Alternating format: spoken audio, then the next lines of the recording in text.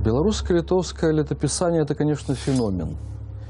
Тэрмін вельмі цікавы, як ён узнік. Беларуска-літоўскае летапісанне – этот тэрмін вошел в гістарыяграфіі многіх краінаў, дзякуючы аўтарытэту даследчыка, які ввёў гэты тэрмін. Мікалай Улашчык, найлепшы знаўца гэтага летапісання. Чаму феномен? Таму што ён складае частку беларускай культуры. Падзеі сівой даўніны, што маглі б згубіцца ў віры стагоддзяў. Асобы нашыя гісторыі, пра якіх мы маглі б нічога не ведаць. Памяць пра іх захоўваюць пажоўклыя старонкі летапісаў, якія збераглі для будучых пакаленняў нашую мінуўшчыну. Пра гэтых Усяславічаў раскажам, як людзі дасведчаныя апавядалі, калі Рагвалод трымаў уладу і княжыў у Полацку. Князь Уладзімір з Новгарада паслаў да яго і прасіў аддаць за сябе Рагнеду, дачку яго. Спытаў у сваёй дачкі Рагвалод: «Ці хочаш за Уладзіміра?» Яна ж адказала: «Не хачу я за рабыніча, за Яраполка хачу». Гэта урывак пра полацкага князя Рагвалода са страчанага полацкага летапісу. Лёс полацкага летапісу – адна з самых пякучых таямніцаў беларускай гісторыі. Дзе знік летапіс? Вацлаў Ластоўскі, напрыклад, меркаваў, што яны згубіліся ў часы інфлянскай вайны і, магчыма, нават былі схаваныя разам з іншымі кнігамі бібліятэкі Сафійскага сабора ў полацкіх сутарэннях. Існуе версія, паводле якой полацкі летапіс, як сведчанне незалежнасці земляў нашых продкаў, быў проста альбо далёка схаваны за часамі Кацярыны II пасля першага падзелу Рэчы Паспалітай, альбо, можа быць, быў проста знішчаны. Хто ведае, я яшчэ не губляю надзеі, што полацкі летапіс калі-небудзь нашы гісторыкі возьмуць у рукі. Гістарычныя запісы на золку гісторыі Вялікага княства вяліся ва многіх значных гарадах і сталіцах удзельных княстваў. Наваградку, Пінску, Смаленску. На жаль, захавалася летапісаў не так шмат.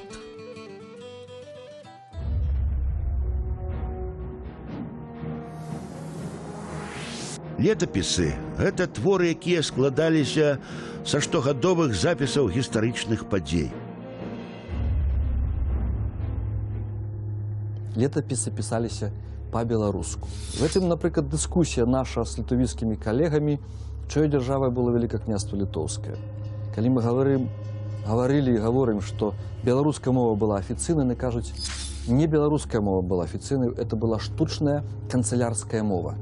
Іншае пытанне – лексіка этой мовы. Это ж не балцкая, это беларуская, усходнеславянская. І зусім іншыя летапісы, які напісаны на размоўнай, на жывой мове.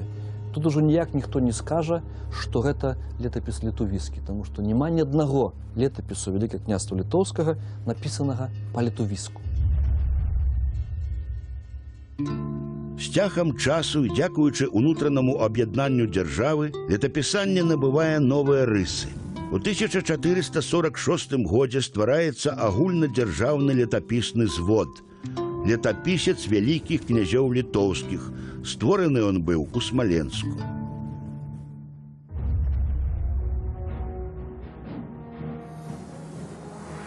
Летапісны звод – это складаная і часам вельмі вялікая кампіляцыя розных летапісных крыніцаў.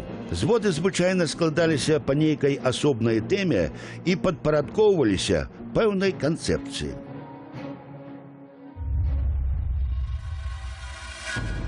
У летапісца ў кароткім выглядзе апісваецца гісторыя нашага гаспадарства ад Гедыміна да Вітаўта. У цэнтры ўвагі барацьба Кейстута і Ягайлы. І як толькі ў Вільню прыехалі, князя Вялікага Кейстута, дзядзьку свайго Ягайла, паланіў і, закаваўшы, паслаў у Крэва. І там пасадзілі яго ў вежу. І там у Крэве у 5-ю ноч князя Вялікага Кейстута задушылі каморнікі Ягайлавы. Такі канец стаўся князю Вялікаму Кейстуту. Так у летапісцы распавядаецца пра смерць вялікага князя Кейстута. Асобная частка летапісца – гэта пахвала вялікаму князю Вітаўту. Каб было магчыма спасцігнуць вышыню неба і глыбіню мора, то можна было б выказаць сілу і храбрасць гэтага слаўнага гаспадара. Няма зямлі на ўсходзе і на захадзе, адкуль не прыходзілі б пакланіцца яму. Так апавядаецца пра веліч нашага гаспадара і магутнасць вялікага княства ў часы залатога веку нашай сярэднявечнай дзяржавы. Летапісец вялікіх княжоў літоўскіх стаў асновай наступнага зводу, створанага ў Новаградку на пачатку 16 стагоддзя. Гэта хроніка вялікага княства літоўскага і жамойцкага, якая адлюстроўвала новыя ідэі эпохі адраджэння. У аснову гэтага твору пакладзена легенда пра паходжанне літоўскіх княжоў ад рымскай знаці. Нібыта 500 сем'яў рымскай шляхты, ратуючыся ад жорсткасцяў імператара Нерона, прыплылі на землі жамойці морам. Згодна з легендай, нашчадкі гэтых рымлянаў заснавалі Новаградак і з'яўляліся продкамі літоўскіх феадалаў. Канешне, гэта толькі легенда. Яна адлюстроўвала тагачасную модную тэндэнцыю выводзіць уласную дзяржаўнасць ад старажытнага Рыму. Яшчэ адным летапісным зводам з'яўляецца вядомая хроніка Быхаўца, створаная ў першай палове 16 стагоддзя. Назву яна атрымала ад прозвішча шляхціча Александра Быхаўца, які валодаў рукапісам. Яна ўяўляе сабой часткі і летапісца вялікіх княжоў літоўскіх, і хронікі, а таксама утрымлівае раней невядомыя ўрыўкі.